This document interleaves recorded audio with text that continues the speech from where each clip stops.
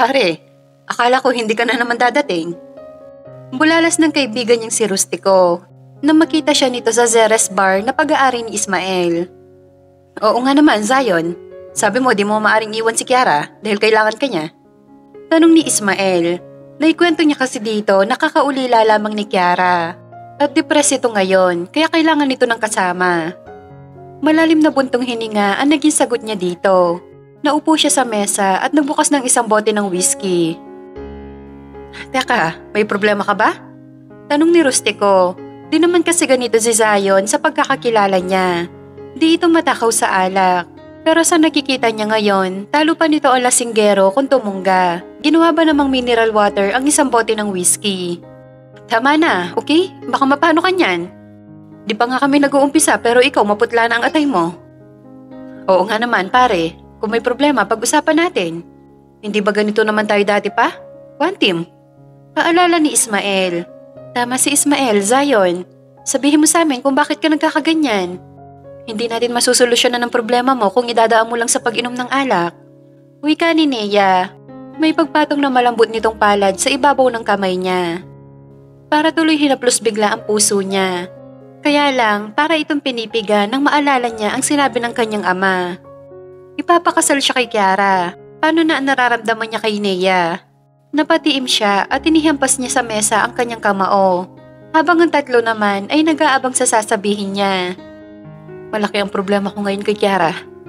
Panimula niya at sinubukan niyang huwag pumiyok at pigilan ng sarili na maging emotional sa harapan ng mga kaibigan.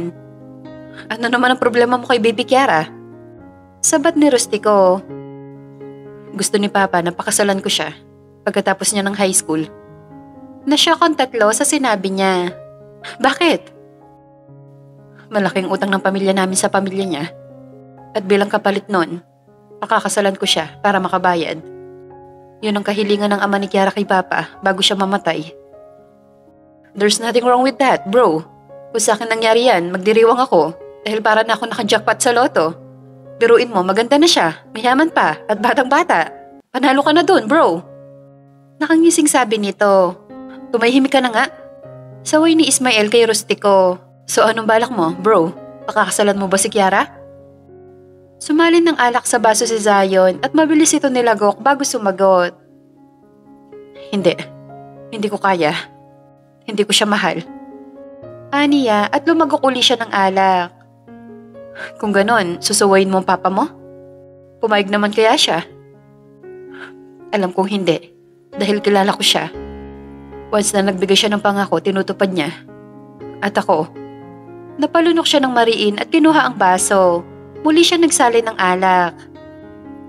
Ako ang katuparan ng pangako niya sa kaibigan niya. At di ko matanggap yon. May emotion pang sabi ng binata matapos ibagsak ang baso sa mesa. Tama na yan, Zion. Lasing ka na. Marahang saway ni Nea na magsalin uli siya. Baka naman pwede mong pakiusapan ng papa mo. Malay mo magbagong isip niya. Oo nga naman, bro. And malay mo mapakiusapan mo siya. O kaya naman si Kiara. Sabihin mo na di mo talaga siya mahal. Malay mo maintindihan ka niya. Tapos di siya magpapakasal sa'yo. Ginawa ko na. Wika niya. Actually, di dapat siya aalis kanina. Napilitan lang siya dahil makulit si Kiara. Kuya mo lang ako, naintindihan mo? Wika niya rito nung nasa sala sila. Tumabi kasi ito sa kanya sa sofa at humawak sa braso niya.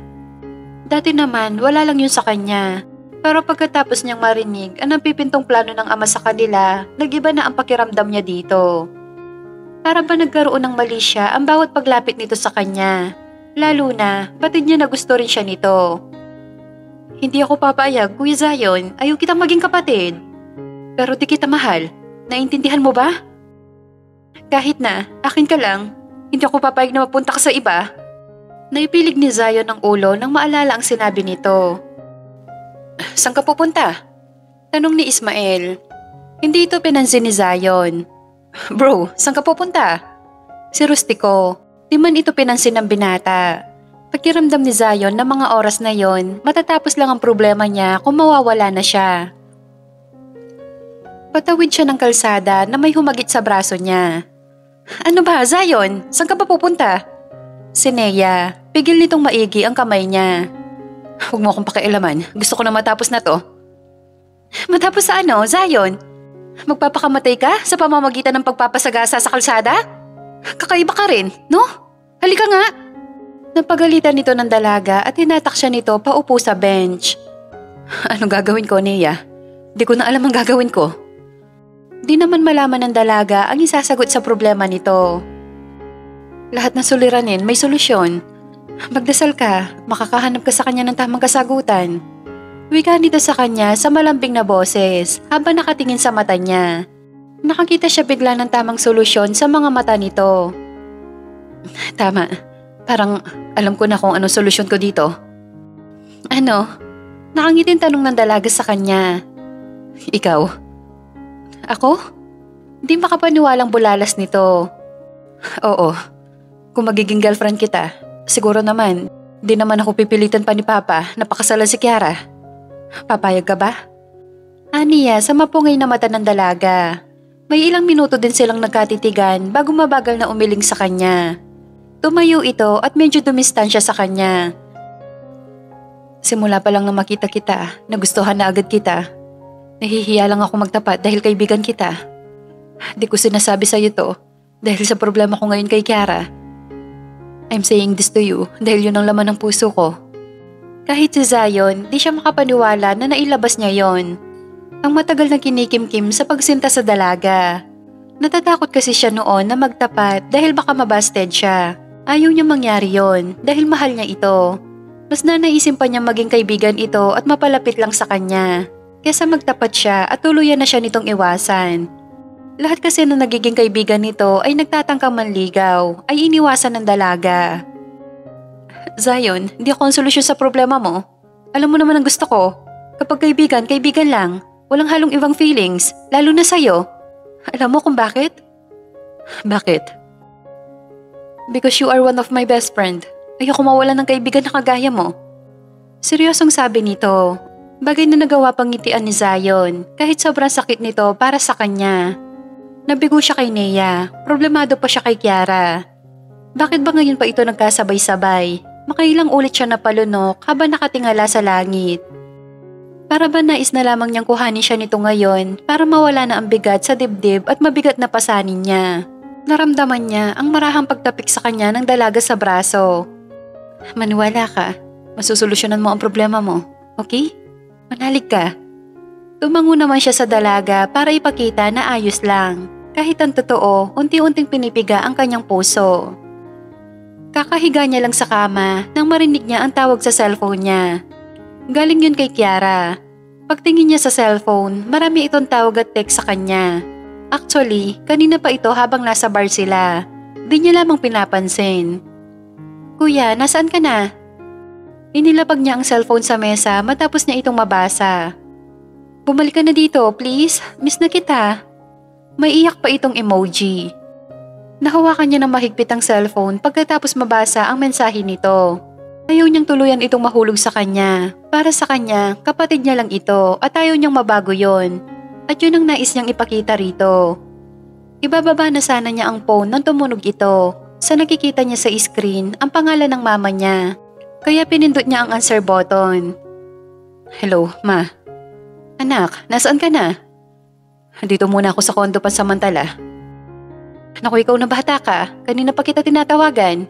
Bakit ba hindi ka dito umuwi? Ramdam niya ang tensyon sa boses ng kanyang ina. Ganito kasi ito kapag nag-aalala sa kanya. Ayoko munang makita si Kiara. Sige, diyan ka muna. Mabuti na rin ang naisip mo para maiwasan mo na rin siya. Masyado na siya napapalapit sa'yo. Ayokong umasa siya na mamahalin mo siya. Isa pa anak, di ko rin siya gusto para sa'yo. Kahit pa malaki ang utang na loob natin sa nasira niyang ama. Hindi kita papakialaman kung mayroon ka mang napupusuan na iba. Sundin mo ang puso mo. Huwag mong intindihin ang papa mo, ha? Marami pong salamat, Ma. Nauunawaan niyo ko. Siyempre, mahal kita anak at susuportahan kita sa anumang nais mo.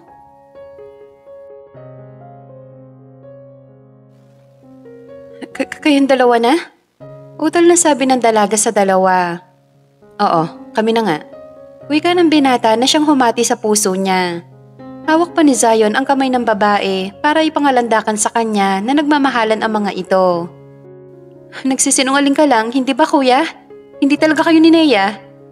Garalgal niyang tanong dito na may pinipigilang luha sa mata. Hindi, Kiara. Totoo ang sinasabi ko. Siya ang sinasabi ko sa'yo ng babaeng mahal ko. Kaya itigil mo na ang kakaasa sa akin na magiging mag-asawa tayo. Dahil tulad ng palagi ko sinasabi sa'yo, nakababatang kapatid lang talaga ang turing ko sa'yo. Parang palaso na bumaon sa dibdib niya ang katagang binitawan nito. Masakit, walang kasing sakit. To the point na di na niya mapigilan pa ang pag-alpas ng mga luha niya sa mata. Bawiin mo ang sinabi mo, Kuya Zion. Nangako ka sa akin, sabi mo mahal mo ako, hindi mo ako iiwan. Mahal kita, Kiara, pero di kagaya ng pagmamahal na gusto mo. Ilang beses ko ba sasabihin yun sa'yo? Hindi ikaw ang pinapangarap kong pakasalan, naintindihan mo ba? Bagamat malumanay ang pagsasalita nito, ngunit nananatiling parang patalim ang mga kataga nito na bumabaon sa sugatan niyang puso. Iling lang ang naging sagot niya sa binata, kasabay ng pagbangon ng apoy sa dibdib niya nang mapadako ang mata niya kay Nea. Ikaw, ibalik mo sa akin si Kuya Zion, sa akin lang siya. Nagulat ang lahat nang bigla niyang sugurin si Nea para sa bunutan. Kaso, bago pa niya mahagip ang buhok nito ay nasalunan ni Zion ang kamay niya. Walang hiya ka, inagaw mo sa akin si Kuya Zion! Inagaw mo siya sa akin! Paulit-ulit niyang sigaw sa babae na di gumaganti sa kanya. Palibhasa, napakura na ito ng 3 lalaki, kaya di siya makalapit dito, kahit gustong-gusto niya itong saktan. Halika na, Kiara, tama na. Saway ni Uncle Benjamin sa kanya, hinawakan nito ang braso niya. Nanghihina siyang sumama kay Uncle Benjamin pabalik ng kwarto. Tama na, iha. Walang may tutulong ang pananakit mo sa iba. Lalo ka lang di magugustuhan ng anak ko. Pero Uncle, sabi mo kapag nagpakabait ako, magugustuhan niya ako. Pero hindi naman pala. Narinig mo naman na sinabi niya kanina, hindi po ba? Garalgal niyang sabi dito. Kahit ito ay nais niyang awayin ng sandaling yon dahil pinaasa lamang siya nito. Oo, pero nananakit ka. Hindi tama yon. Matuto kang kumalma sa lahat ng pagkakataon. Dahil kapag naging padalos-dalos ka, maaaring yan na magpahamak sa'yo o kaya naman sa mga taong nasa paligid mo. Naintindihan mo ba? Mahinahong sabi sa kanya ng Uncle Benjamin niya. Naririnig niya ito, ngunit di siya makasagot ng oo. Dahil ang nananaig sa puso niya ay ang kirot dulot ng panibughong nararamdaman niya sa babaeng daladala ni Zion. Siya dapat ang kasama nito ngayon at di si Nea. Pasensya ka na, iha. Di ko sukat akalain na sasaktan ka ng batang yon. Sabi ni Auntie Divina kay Nea. Magiliw ito sa dalaga. Di kagaya kay Kiara, tila ba mainit ang dugo nito.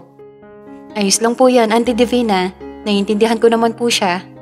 Nakangiting wika ni Nea. Ang bait mo talaga, Nea, at magalang ka pa. Kaya nga ikaw talaga ang gusto ko para sa anak ko. Natitiyak ko na magiging masaya ang pamilya niyo kapag nagkatuluyan kayo. Wika pa ng ginang na ikinaubo ng 3. Sige na, kumain na kayo. Lalamig na ang pagkain. Kumain na tayo kahit wala dito si Kiara. Huwag kayong mahiya. Napapangiting sabi nito sa mga kaibigan ng anak. Lakas talaga ng tama sa'yo ng babaeng yon, no? Imagine, 2 years na hindi ka nagparamdam sa kanya. Ayun, gusto ko pa rin niya. Maging si Rustico ay di rin makapaniwala na gagawin niyo ni Kiara. Obsessed na siya sa'yo, pare. Sabi ni Ismael na naiiling sa kanya. Sabi ko naman kasi sa'yo, Zion, di maganda na magpanggap tayo. Sabi naman ni Nea sa kanya.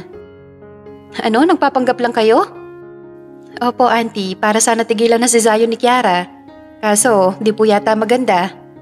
Sayang naman, pero di bali na. Nasaktan ka ba? Nag-aalalang tanong ng binata sa dalaga. Hindi, okay lang. Ikaw, paano ka? Hindi ko na alam ang gagawin ko sa kanya. Naiiling na sabi niya. Bakit ba kasi nangyayari sa atin ang bagay na to? Dati ang tahimik ng bahay na to. Dumating lang ang batang yan dito, nagkagulo-gulo na tayo. Kung alam ko lang na ganito uli ang mangyayari, di na ako umuwi dito sa atin. Sabi naman ni Zion. Anak naman, wag mong gagawin yan. Bahay natin to. Kaya kung sino dapat umalis, siya yon at di ikaw. Mama, nakalimutan mo na ba? Nakasala ito kay Uncle Solomon at di pa natin nababayaran. Kaya tayong outsider dito. Kaya ako ang aalis.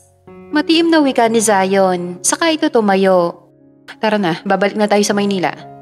Pag-aaya niya sa mga kaibigan niya. Magkakasabay na tumayo ang tatlo at nagpaalam kay Mrs. Castillo. Aalis na po kami, Auntie. Mabuti pa nga at mag-iingat kayo, ha? Umaga na nang lumabas si Kiara sa silid niya. Kagabi, nakita niya ang magkakasunod na sasakyan na palabas ng gate. Alam niyang sina Zion yon at ang mga kaibigan niya. Pakiramdam niya, huli na naman nila itong pagkikita. Kung kailan ang susunod, hindi pa niya alam. Bakit ganon? Gusto ko lang naman mayroon taong magmamahal sa akin. Mahirap ba yon? Naluluha niyang tanong at tawang-awa siya sa sarili. Lahat na lang ng taong mahal ko, iniiwan ako. Mahirap kasi, maling taong pinipili mo na magmamahal sa'yo. Alam mo naman ang pagmamahal, di yan pinipilit. Kusang nararamdaman, Ma'am Kiara. Napalingon siya sa nagsasalitang lalaki sa likod niya. Si Basti, ang driver niya. Isa pang saksi ito kung gaano siya ka-obsess kay Zion. Dahil dito siya madalas magsabi ng mga nararamdaman niya. Hindi niya naman magawang mag-sure sa katulong nila na si Aling Mercy at Dindin. Dahil for sure, supalpal agad siya dito. Lalo na kay Auntie Divina niya. Anong gagawin ko? Siyang tinitibok ng puso ko. Kung kaya ko nga lang maturuan nito, gagawin ko. Dahil nahihirapan na rin naman ako maghintay sa kanya. 2 years, Basti. Hindi ko siya nakikita at nakakausap. Napakahirap nun sa akin. Alam ko, Miss Kiara. At nakaya mo ng 2 taon na mawali sa kanya. Kaya naniniwala ako na makakaya mo uling magtiis pa. Bata ka pa, Miss Kiara. Mayaman at maganda. Marami pang bagay na naghihintay sa'yo. At malay mo, makakita ka pa ng higit sa Kuya Zion mo. Yung mamahalin ka rin niya, kagaya ng pagmamahal niya doon kay Nea. Huwag mo nang pahirapan ang sarili mo. Bakit ba lahat kayo tutol sa amin ni Kuya Zion? Dahil mali na pilitin mo ang isang tao na ayaw sa'yo. Bawas-bawasan niyo ang pagiging obsessed niyo kay Sir Zion. Dahil kahit ako, ayoko ng ganong babae na una nagbibigay ng motibo. Napataas ang sulok ng labi niya sa tinuran nito. Sa itsura mo, wala na magbibigay motibo sa'yo.